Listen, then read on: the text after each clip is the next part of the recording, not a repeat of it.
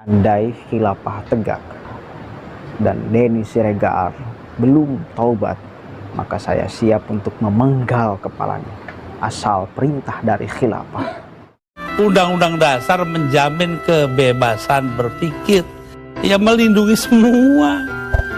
Ya, itu hasil daripada 7 abad lamanya kita berpancasila tanpa nama, yaitu yang dinamakan Bhinneka Tunggal Ika. Berbeda-beda tapi satu tujuan. Tulil Firdausi.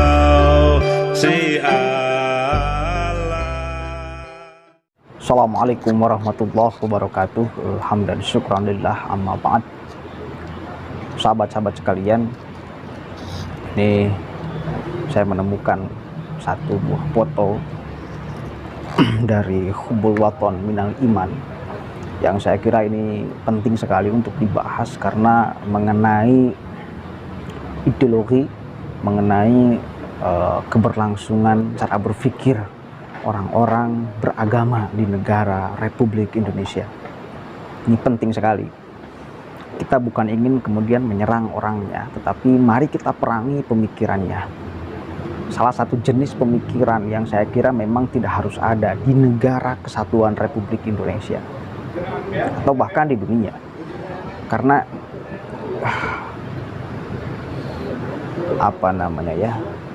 siapa, khilafah mana yang menghalalkan darah orang, khilafah mana yang menghalalkan membunuh orang, bahkan orang Islam, khilafah mana?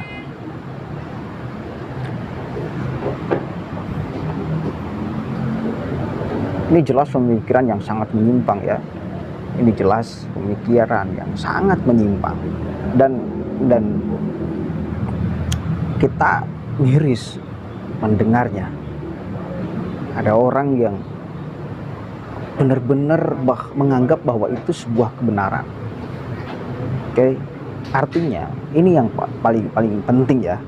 Kalau ada orang yang menganggap sebuah kebenaran padahal faktanya itu adalah sebuah penyimpangan, maka akan sangat berbahaya sekali. Kenapa? Karena dia akan melakukan hal tersebut dengan secara sadar. Oke, dengan secara sadar, karena menganggapnya itu adalah kebenaran. Bahkan ya mungkin dia akan berupaya untuk bisa melakukan hal tersebut. Dia akan berupaya untuk melakukan hal tersebut. Misal yang distatuskan tadi oleh salah satu orang yang di Facebook itu. Nggak tahu itu benar atau salah atau enggak ya. Itu saya mendapatkannya dari Facebook Hubbul Waton Minal Iman. Silahkan cek. Andai khilafah tegak dan Denny Siregar belum taubat, maka saya siap untuk memenggal kepalanya, asal perintah dari khilafah. Tentu ini yang menyebabkan orang fobia terhadap Islam. Ini yang menyebabkan orang fobia terhadap Islam. Pemahaman keagamaan yang model seperti ini, yang orang lain itu beri, yang orang lain itu takut karena seenaknya.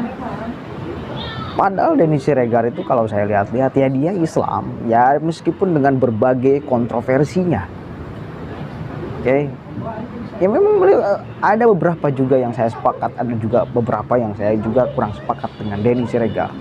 Tetapi selama dia bersyahadat, selama dia tidak murtad, selama dia tidak berzina kalau sudah menikah, maka haram hukumnya untuk ditumpahkan darahnya. Kan perintah di dalam Al-Quran jelas, surah Al-Isra ayat 33 kalau nggak salah. Wala taqtulun nafsal lati harramallahu illa bil haq. Dan janganlah engkau menumpahkan darah, membunuh orang, nafsal lati harramallahu illa bil haq, kecuali memang ada sesuatu yang mengharuskan untuk dibunuh. Kemudian kita telisik, apa persyaratan yang mengharuskan dia dibunuh? Ada 3 sesuai hadis. Yang pertama, orang yang membunuh. Yang kedua, tadi orang yang berzina padahal dia sudah menikah. Yang ketiga, orang murtad, keluar dari Islam. Itu pun masih dalam posisi perdebatan. Apakah betul orang yang murtad kemudian dia boleh ditumpahkan darahnya, boleh dibunuhnya secara jasadiahnya, dikocorkan darah, atau diputus, disadarkan, dibunuh keimanan yang lain daripada Islam. Artinya disadarkan orang tersebut, bukan dibunuh secara fisik, dikocorkan darahnya, tapi diputus pemikirannya, diputus kemudian keimanannya kepada yang lain selain daripada Islam. Didakwahi supaya dia sadar. Yang mana yang itu? Ya masih kontroversi. Mengerikan kalau memang paham ini. Ini belum juga ada khilafah tuh. Belum tegak khilafah tuh. Coba bayangkan kalau misal khilafah sudah tegak di negara Kesatuan Republik Indonesia, yang khilafahnya versi pemahaman mereka-mereka yang kacau. Bayangkan bos, akan seperti apa? Akan seperti apa? Ngeri saya. Saya orang Islam. Yang nulis pun mungkin orang Islam juga sama. Relakah Anda membunuh saya karena mungkin beda? Saya bersahadat, saya sholat. Atau Denny Siregar, kalau menganggap bahwa dia adalah salah, berikan pemahaman agar dia tidak salah. Saya kira juga banyak yang positifnya dari Denny Siregar. Dia salah satu orang yang saya kira melawan gerakan-gerakan model seperti itu. Salah satu orang yang memang banyak kebablasannya, tapi ya minimal dia berupaya untuk melawan gerakan-gerakan hal tersebut menurut saya. Dan ini memang kita juga sama, berbondong-bondong, berbahu-bahu untuk ya melawan gerakan atau pemikiran-pemikiran yang seperti itu, karena jelas itu sangat menyimpang, jelas tuh.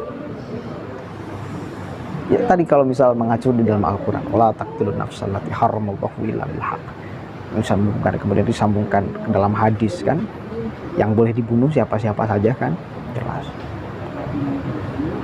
Artinya bahwa orang itu ketika melihat sesuatu, kemudian dia berpikir bahwa dia tidak sejalan dengannya, arogansi yang muncul, kan saya bunuh dengan dalih agama. Ngeri bos, ngeri. Nah, saya harap dengan hadirnya video yang ini menyadarkan kepada kita semua agar waspada terhadap pemahaman-pemahaman yang model seperti ini. Khususnya generasi anak muda ya, generasi anak muda. Mohon untuk kemudian bisa sadar bahwa pemikiran model seperti itu sangat menyimpang, tidak dibenarkan bahkan ajaran Islam, saya kira tidak dibenarkan. Kalau yang sudah tua-tua, kalau yang sudah akut katakan sudah tidak bisa dibenarkan, minimal anak mudanya yang akan menggantikan nanti orang tua itu, yang akan kemudian menggantikan generasi setelahnya, yang akan kemudian memimpin Indonesia 10, 20, 30 tahun ke depan. Yang saya harapkan itu dengan kemudian kita jihad medsos katakan aja, berbicara tentang perlawanan ideologi-ideologi yang seperti itu, diharapkan tembus kepada anak muda yang umurnya masih kecil, masih diharapkan untuk bisa memimpin Indonesia 10-20 tahun ke depan. Pemahaman keagamaan, model kebinekaan ini yang harus dirawat. Oke? Harus dirawat. Makanya selalu saya tekankan dan katakan, hati-hati memilih guru, hati-hati memilih kalau misalnya Anda mau masuk ke dalam organisasi itu, hati-hati. Karena mereka-mereka itu ataupun orang-orang yang punya pemikiran seperti itu lahir daripada doktrin orang, doktrin ustaz juga, doktrin penceramah juga, doktrin salah satu organisasi juga. Kemarin alhamdulillah pemerintah kita sudah membubarkan HTI Hizbut Tahrir Indonesia, yang di sana terdapat pemikiran-pemikiran yang sangat berbahaya, mendekati terorisme. Bagaimana dia punya pemikiran mentogut-togutkan negara ini, bagaimana dia punya pemikiran mengharam-haramkan apa gitu loh.